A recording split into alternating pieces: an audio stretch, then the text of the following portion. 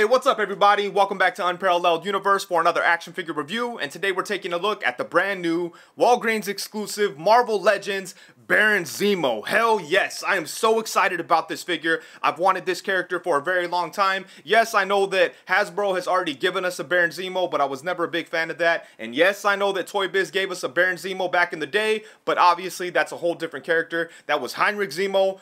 I think that's how you say his name. And this is Helmut Zemo. Helmut Zemo is one of my favorite Marvel villains. I know it says super villains right here, but I'm kind of offended by that because he's much more than a villain, and that's why I love this character.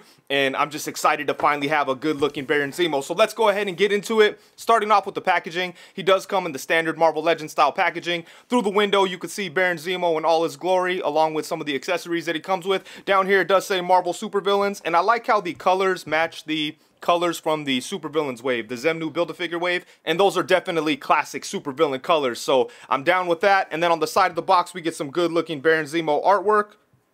On the back of the box we get a little bit of information about Baron Zemo, and then we get some more artwork there. Same artwork on this side, and that's about it for the packaging. It is collector friendly and all that good stuff, but enough about the box. Let's go ahead and rip Zemo out of there and take a look at the figure. Alright, so here we have Zemo right out of the box, and I am very happy with the way this figure came out. I think that Hasbro did a good job of mixing up old parts and new parts and giving us something that feels pretty unique, even though there is a lot of reuse here. I love the way this guy looks, the purple mask, the dark purple suit, the fur around the arms and the boots. I think it just looks very cool and feels very much like Zemo. So I am very happy with this guy. There are a couple of things that I wish were different. You know, he does have like the pegs at the knees, and also on the belt, like this piece here is a little thick. I wish that was a little bit thinner. I know it's like a comic accurate design, but it's just weird looking. So I kind of wish that was either thinner or just not there at all. But, you know, it doesn't bug me too much. It just kind of looks a little funny. But yeah, man, this is a great looking figure. So getting in close to take a look at the details on the figure, starting off with the head, I think they did a great job with this head sculpt. In fact, it's my favorite thing about this figure. I think the head sculpt just has a lot of attitude, especially for somebody who has his face completely covered by a mask. I think they did a great job of giving it some personality. And I really like the way that the mask isn't just flat. You could actually see some facial features underneath the mask. You could see the nose, the jawline, the cheeks, and all of that just adds a lot of depth to this head sculpt. So I think they really killed it. And I like the gold thing wrapping around the head. The gold headpiece kind of has a bit of a metallic look to it, so there's a shine. So that looks nice. And then the eyes even kind of have a bit of a shine to them, or like a pearlescent kind of look or something. Or maybe it's just my lights kind of playing tricks on my mind, but something about these eyes really makes them pop out, and I think they look awesome. Another thing I love about this head sculpt is that they actually sculpted all these lines that you see. They're not just painted on or anything like that, and they even put a little bit of paint detail in them so the lines stand out. So they did a great job with that too, and I like the way that they carry on to this upper chest piece. Like all this is sculpted as well, and it just looks great, man. I love this head sculpt. Then moving down into the rest of the body, I think that the upper torso, or in fact the whole torso, must be unique or new specifically for Zemo. It doesn't appear to be any kind of reuse, or it's not like pieces that are familiar to me. I don't think we've seen these parts before. So that's nice to see. The arms are reused from Red Skull and Dormammu, but that's okay. They work good. They have pinless elbows, so that's nice. And then check out the the fur around the shoulders. I think that's awesome, and I like the way they did it too. It doesn't interfere with the articulation, and they just kind of rotate around, so that's awesome. And then he does have this belt thing right here around the waist. Not a whole lot going on there, but it looks good. Looks accurate to the way it looks in the comic, even including this piece, which just is a weird design, but you know, like oftentimes his belt does have like weird pieces coming up like that. I kind of want to cut this off though, just so, I don't know, just because it looks weird to me. It's a weird design for the character, but you can't blame Hasbro on that one. And then moving down into the arms here, the arms do have like lines painted. I mean, the lower arms have the yellow gloves with lines painted. And here's a quick look at the sword. The sword is nice, but unfortunately it doesn't look like the sword, or it doesn't look like these hands were made for this sword, because he does have a lot of trouble holding on to the sword. And as you can see, I'm getting a bunch of paint rub on the handle of the sword, because it doesn't seem like these hands are made for holding this big, huge sword, and it's stretching the hands a little bit. So it's a little strange. I do wish that he came with hands that did a better job of holding the sword. Then down here, he does have pins in the knees. I wish he didn't, but you know, it is what it is. I'm not going to cry about it too much. And then down here, we got the boots with the fur. And the feet look like they may be reuse, but you know, it's all good. They work perfectly fine. I love the fur on the boots. That's hilarious. Freaking Zemo's a G. But yeah, man, I really love the way this figure looks. And most of it is because of the head sculpt. I think the head sculpt is extremely well done. It's pretty much, can't get any better than that, you know. It's like a perfect Helmut Zemo head sculpt.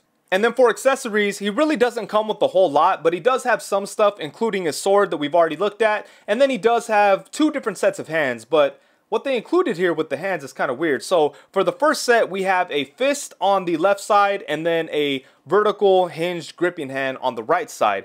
But what kind of sucks is we only have one of each of these. Like, we only have one fist and then one vertical gripping hand. I think they should have included 2 of each of those. It's kind of weird for him to not be able to have 2 fists, you know? That's kind of strange. And then aside from those, we did get another set of gripping hands, and these just have your standard usual hinge that we see on Marvel Legends figures. So I do appreciate that we got more than one set of hands, but I really wish that he would have had 2 fists, because as it is right now, no matter what you do, he's going to have a gripping hand. So if he's not holding the sword, he's going to have that awkward gripping hand. So a pair fist would have helped out a lot in that regard. Aside from that, I think he should have came with some more accessories. I think a gun would have been cool, and I think it would have been nice if he came with an unmasked, scarred up Zemo head. But, you know, as it is, at least they threw in something, but I just feel like they could have put in a little bit more. And now for some size comparisons. Here we have Zemo alongside the Marvel Legends 80th Anniversary Captain America by Hasbro and the Toy Biz Marvel Legends Baron Zemo, aka Heinrich Zemo. If you're not aware, this is Helmut's dad. And even though I really like this figure, I would love to see Hasbro's take on this character, because, you know, Toy Biz is amazing. I'm always going to love Toy Biz stuff. But when you put it next to Hasbro's figures, they kind of look different. It almost looks like they're from different lines or something, even though they're both Marvel Legends. So I would love to see Hasbro's take on this version of Zemo, just so we could have this version of the character that fits in seamlessly with that whole uniform, cohesive look that Hasbro has with their Marvel Legends. And I think they would do a pretty good job with it. But even if they do, this figure's not going anywhere. I really like this guy. And even though I think the 80th Anniversary Captain America looks awesome next to Zemo, I can't wait to get the Marvel Legends 20th Anniversary version, because I think he's going to look even better. Those bright, vibrant colors are going to go together very nicely with Baron Zemo. So I can't wait for that.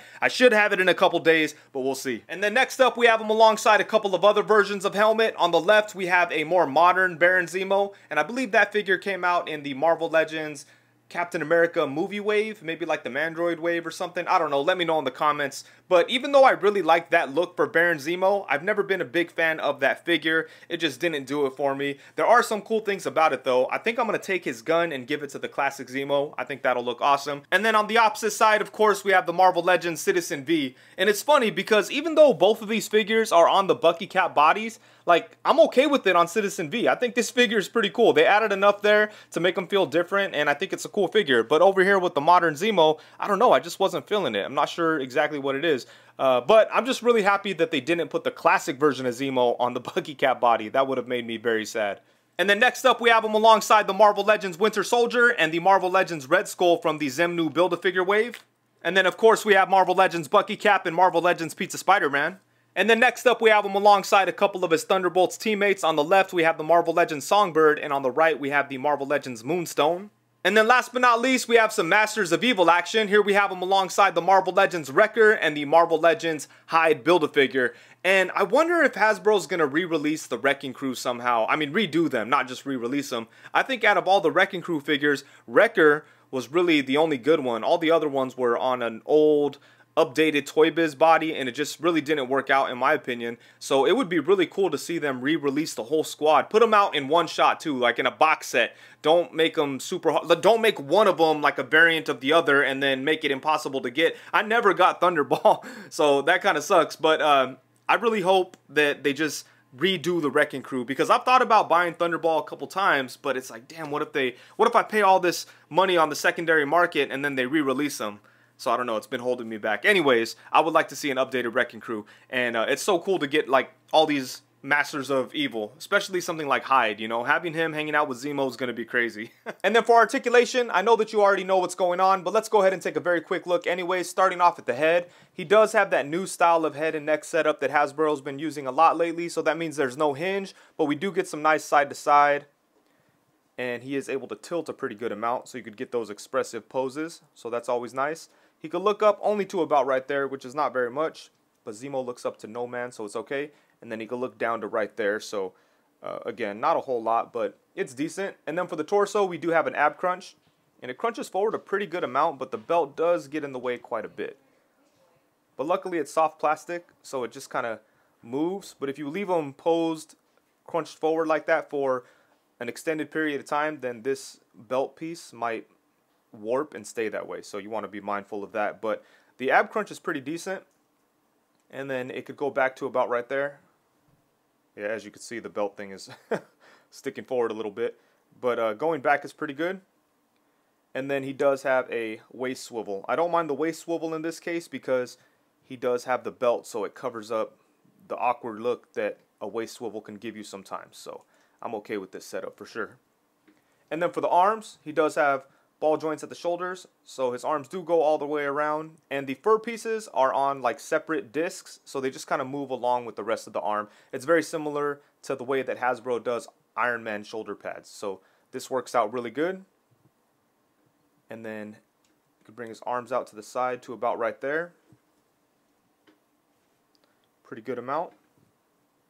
Can't really bring his arms. Oh, yeah, I guess you could get him in front of him a pretty decent amount, considering you got that big old piece of fur. So yeah, that's okay for like punching poses and stuff.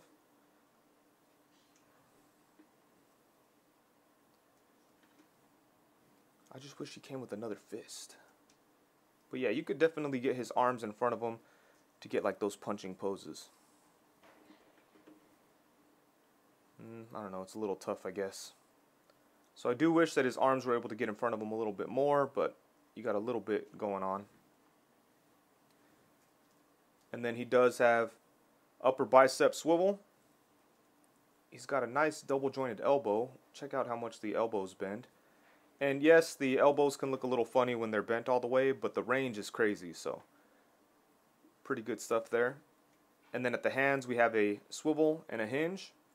And then, as I mentioned before, this gripping hand has a vertical hinge. And then for the legs,